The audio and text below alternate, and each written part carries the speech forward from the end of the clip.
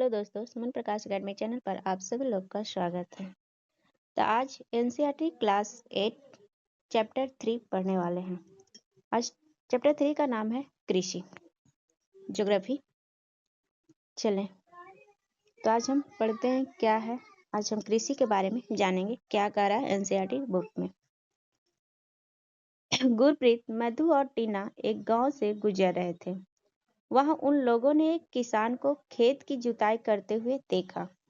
किसान ने उन लोगों से कहा कि वह गेहूं की बुआई करने जा रहा है और मृदा को अधिक उपजाऊ बनाने के लिए अब भी खाद डाला है।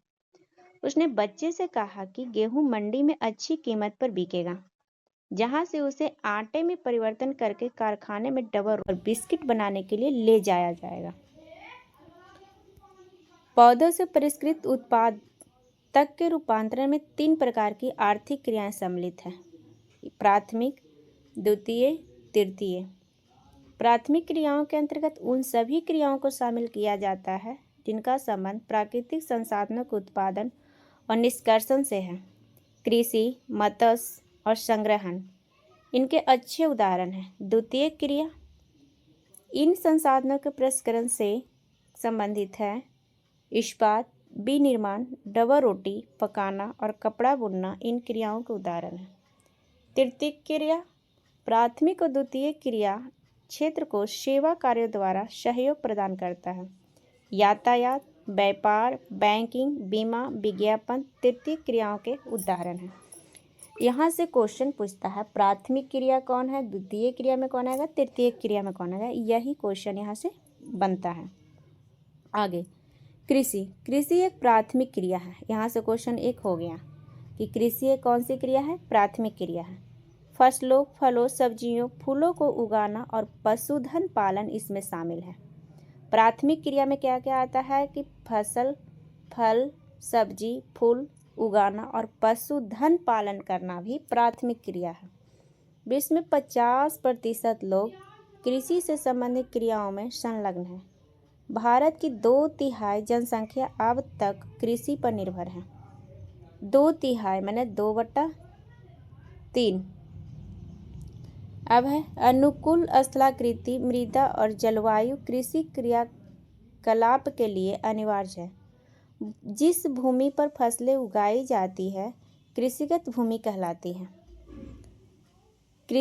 क्रियाकलाप विश्व के उन प्रदेशों में संकेंद्रित जहाँ फसल उगाने के लिए उपयुक्त कारक विद्यमान है। चलिए, ये पूरा दिया है विश्व का मानचित्र। विश्व के मानचित्र में देखा जाए तो समझ सकते हैं कि ये एशिया है, ये यूरोप है, ये अफ्रीका है, उत्तरी अमेरिका है, दक्षिणी अमेरिका है, ऑस्ट्रेलिया, हिंद महासागर, दक्षिणी अटलांटिक महासागर, मक्का रेखा, प्रशांत महासागर इधर भी है, कर्क रेखा 23.5 डिग्री उत्तरी अक्षांश को कर्क रेखा, 23.5 डिग्री दक्षिणी अक्षांश को मक्का रेखा, 0 डिग्री को विषुवत रेखा। फिर आगे ये है दक्षिणी महासागर। इस तरह का अगर इसमें अच्छा से पता नहीं चल रहा है तो बुक के माध्यम से देखें। अगला है एग्रीकल्चर। यहाँ सेरीकल्चर, पीसीकल्चर, विटीकल्चर, हॉर्टिकल्चर, इसके बारे में देखना है कि क्या क्या है। एग्रीकल्चर मतलब कृषि, मृदा की जुताई, फसलों को उगाना और पशुपालन का विज्ञान एवं कला है। इसे खेती भी कहते हैं। सेरीकल्चर इसी को कहते हैं रेशम उत्पादन। रेशम के कीटों का वाणिज्यिक पालन यह कृषक की आय में पूरक हो सकता है। अगला है पिसीकल्चर, मतलब मत्स्य पालन, विशेष रूप से निर्मित तालाबों और पोखरों में मत्स्य पालन। विटीकल्चर मतलब द्राक्षा कृषि, मतलब अंगूरों की खेती। हॉर्टिकल्चर मतलब उद्यान कृषि। इससे क्वेश्चन पूछता है कि हॉर्टिकल्चर को और क्या कहते हैं, उद्यान कृषि। वाणिज्यिक उपयोग के लिए सब्जियों, फूलों और फलों को उगाना हॉर्टिकल्चर कहलाता है। कृषि तंत्र, कृषि या खेती को एक तंत्र के रूप में देखा जा सकता है। इसके महत्वपूर्ण निवेश बीज, उर्वरक, मशीनरी और श्रमिक है। जुताई, बुआई, सिंचाई, निराई और कटाई इसकी कुछ संक्रियाएं हैं। इस तंत्र के निर्गतों के अंतर्गत फसल, ऊन, डेयरी और कुक्कुट उत्पाद आते हैं। जैसे देखा जाए कि भौतिक निवेश में देख रहे हैं कि सूर्य है, सूर्य का प्रकाश दिया, वर्षा हुआ, मृदा है, ढाल है। मानवीय निवेश में क्या क्या देख रहे हैं? भंडारण, श्रम, मजदूर, मशीनरी और रसायन, ये सब लगा रहे हैं। यहाँ देख रहे हैं निवेश में मशीनिंग, बीज, रसायन, प्रक्रम, निर्गत। यहाँ पे मानव हैं, जुताई किए, बुआई किए, फिर छिड़काव कर रहे हैं, तब जाके फसल होगा। कृषि के प्रकार विश्व में कृषि विभिन्न तरीकों से की जाती है। भौगोलिक दशाओं, उत्पाद की मांग, श्रम और प्रौद्योगिकी के स्तर के आधार पर कृषि 2 प्रकारों में वर्गीकृत किया जा सकता है। पहला निर्वाह कृषि और वाणिज्यिक कृषि। निर्वाह कृषि किसको कहते हैं? निर्वाह कृषि इस प्रकार की कृषि कृषक परिवार की आवश्यकताओं को पूरा करने के लिए की जाती है। निर्वाह का मतलब अपना निर्वाह करना। कहने का मतलब है कि कृषक परिवार की आवश्यकताओं को पूरा करने के लिए जो कृषि करता है उसको निर्वाह कृषि करते हैं। जैसे हम लोग ले लें, जैसे हम लोग ही छोटे पैमाने पर ही कृषि किया जा सकता है। जैसे कि लोग किसान काम करते हैं तो बहुत ज़्यादा नहीं उगा पाते, केवल अपना परिवार की आवश्यकताओं को पूरा करते हैं, उसी को क्या कहते हैं? निर्वाह कृषि। पारंपरिक रूप से कम उपज प्राप्त करने के लिए निम्न स्तरीय प्रौद्योगिकी और पारिवारिक श्रम का उपयोग किया जाता है।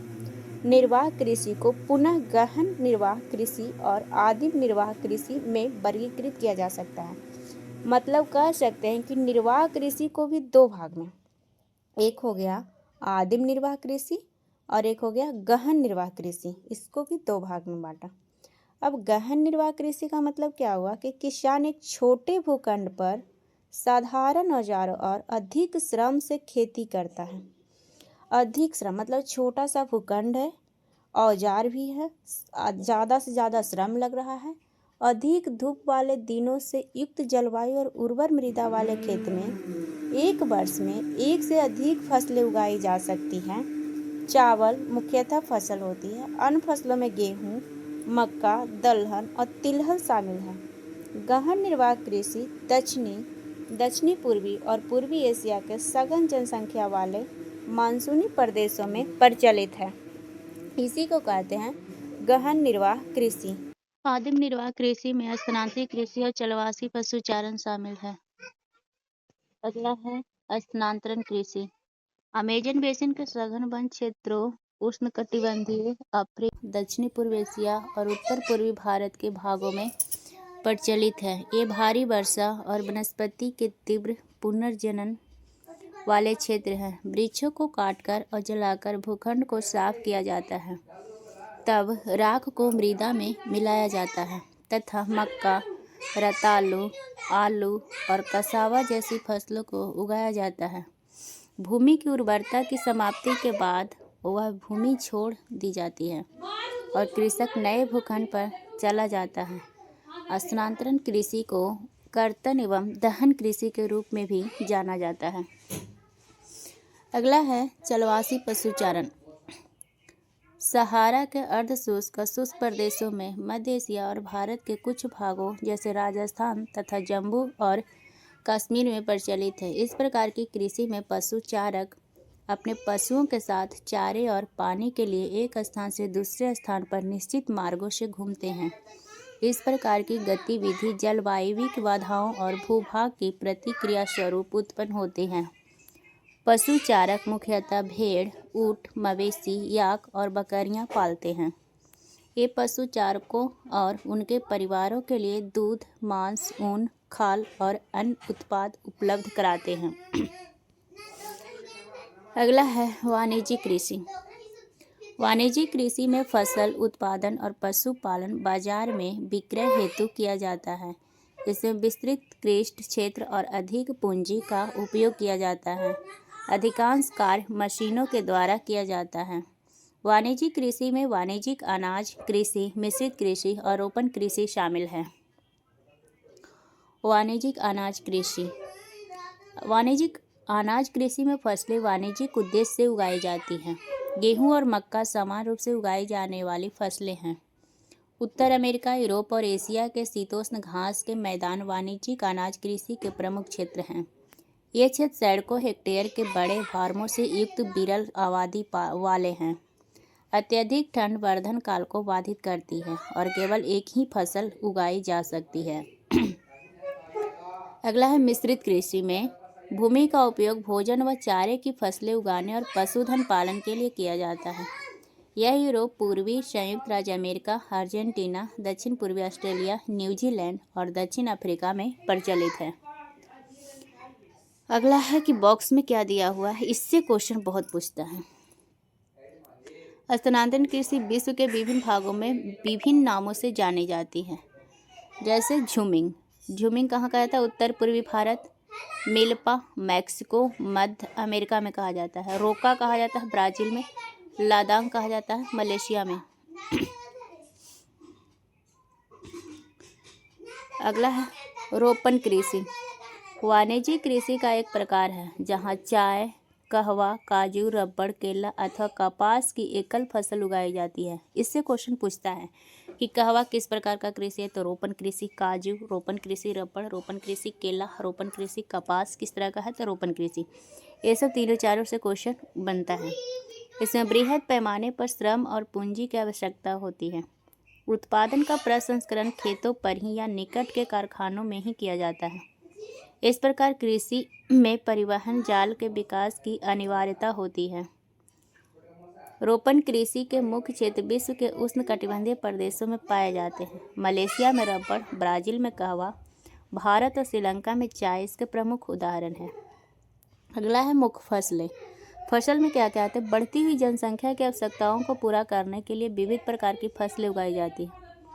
फसलें कृषि आधारित उद्योग के लिए भी कच्चे माल की आपूर्ति करती हैं। गेहूं, चावल, मक्का और बाजरा मुख्य खाद्य फसलें हैं। जूट और कपास रेशेदार फसलें हैं।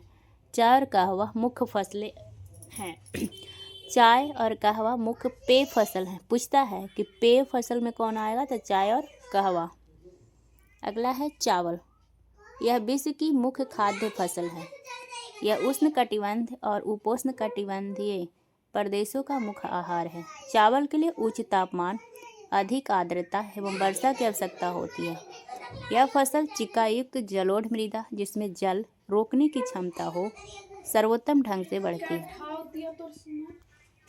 चीन चावल उत्पादन में अग्रणी है।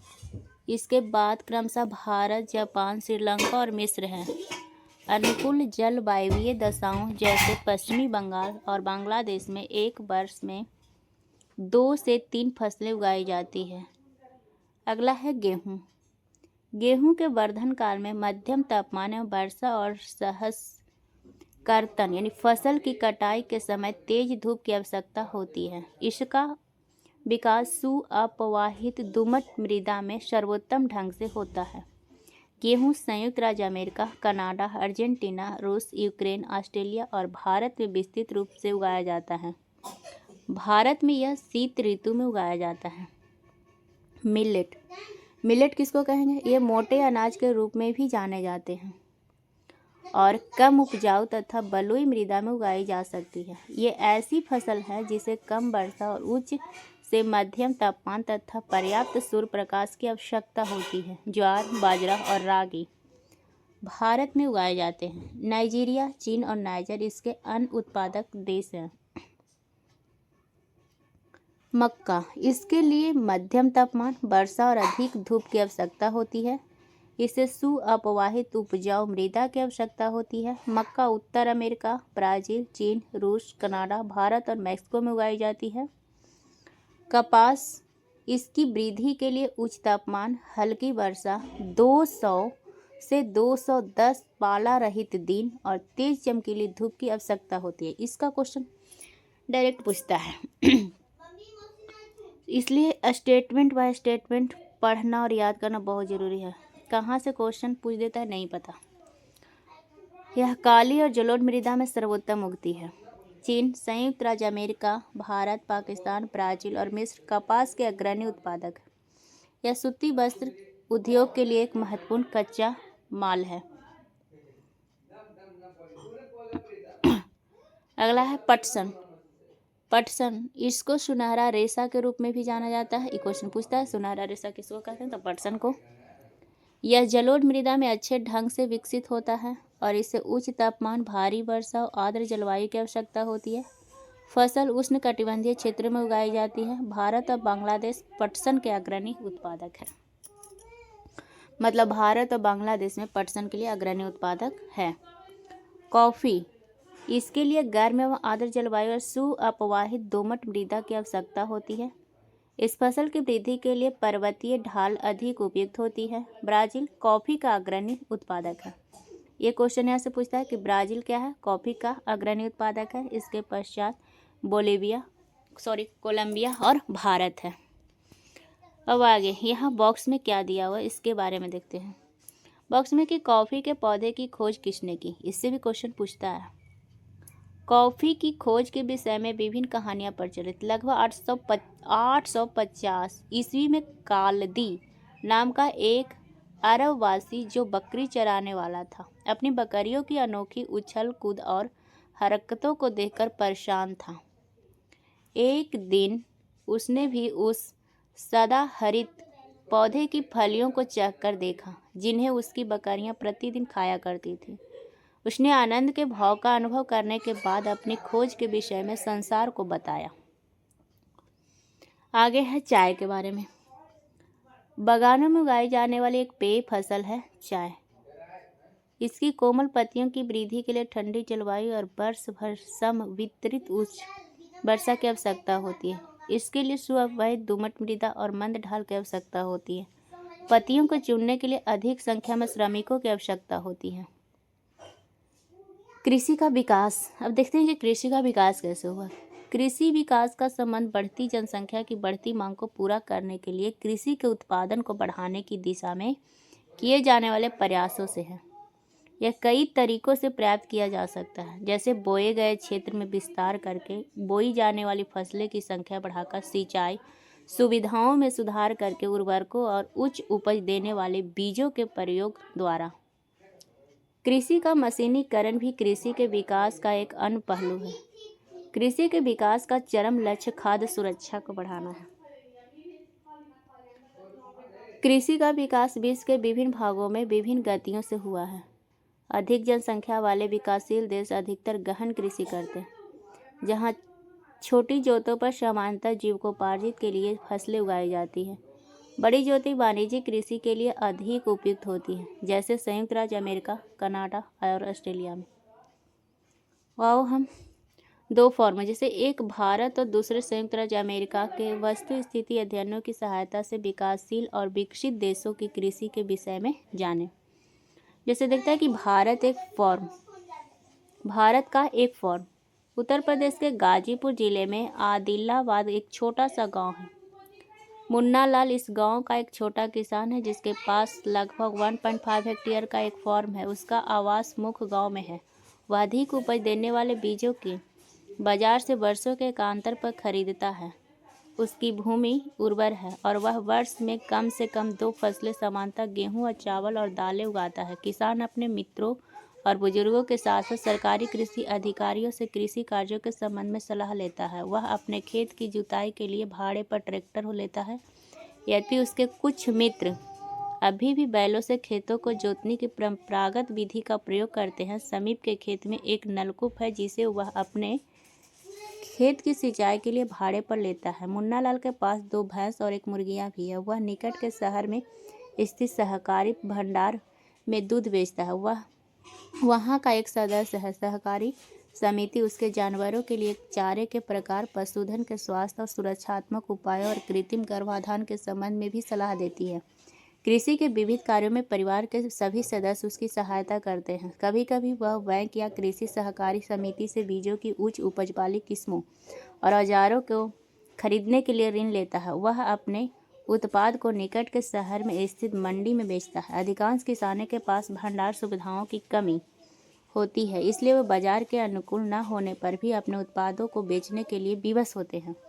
हाल के वर्षों में सरकार ने भंडार की सुविधाओं के विकास के लिए कुछ कदम उठाए हैं। जैसे देखा जाए, संयुक्त राज्य अमेरिका का एक फॉर्म है। संयुक्त राज्य अमेरिका में एक फॉर्म का औसत आकार भारतीय फॉर्म की तुलना में बहुत बड़ा है। संयुक्त राज्य अमेरिका में एक प्रारूपिक फॉर्म का आकार 250 हेक्टेयर होता है। किसान समानता फॉर्म में रहता है। मक्का, सोयाबीन, गेहूं और चुकंदर यहाँ उगाए जाने वाले कुछ महत्वपूर्ण फसलें हैं। संयुक्त राज्य अमेरिका के मध्य पश्चिम में स्थित आयोवा राज्य के किसान जो होरन के पास 300 हेक्टेयर भूमि है, वह अपने खेत में मक्का तब उगाता है जब वह आश्वस्त हो कि मृदा और जल संसाधन इस फसल की आवश्यकता को पूरा कर देंगे।